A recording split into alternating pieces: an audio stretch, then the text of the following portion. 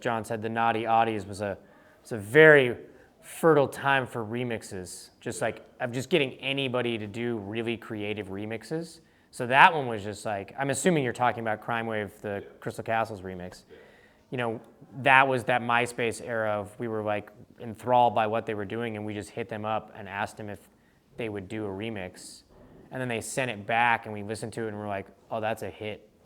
Like, I don't know how I know that, but it is, and it was.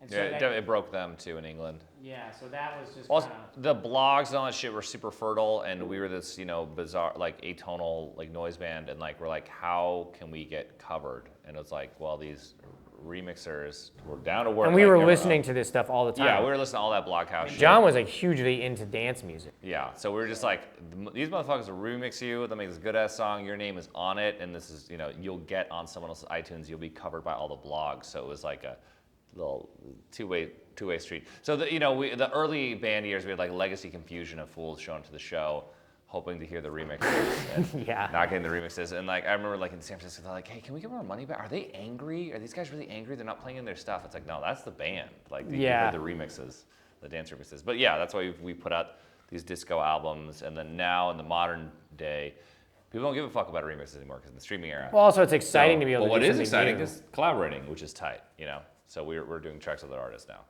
Yeah, well, I think that after long enough too, like doing it multiple times, like that was really freeing about a remix is if you send someone the stems, is what we would call it, just like the broken out tracks of a song. Like here's the guitars for us, but like here's the vocals, and they make something new, you get to like appreciate some elements aesthetically of what you've done in another light. And basically, it's a similar thing with collaborations, but it's actually just more direct because you just work on it together. So you go into a room. The other thing that's freeing about it is there's typically, when you're working on your own song for like your album, it's really easy to get really in your head about it and read into it too much. Like, should we be writing a song like this? Where's it gonna go in relation to the other songs we've written?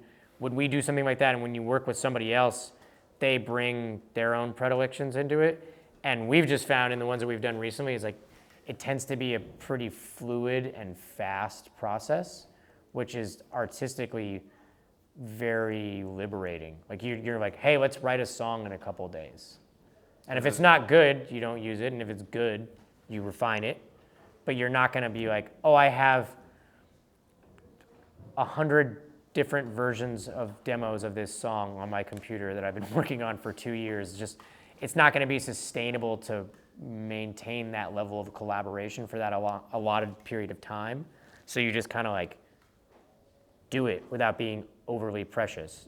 Preciousness in music or art in general can be very, very fruitful, if you're just really honing what you're doing. But it can also be like a death knell of just not getting anything done or stripping away what was good in the first place. So in the collaborations, it's like, you do something good or you don't. And if it's not good, you throw it away. If it's good, you do something with it. Well, so they're LA homies, and we know like a lot, we have like a lot of friends of friends. So it was pretty easy that didn't go, did Ryan? I think our label. No, we just emailed. Yeah, it wasn't like let's have our label reach out to their people. We just like, I DM'd them or something. It was like, hey, you guys want to do a song? And they were like, yeah.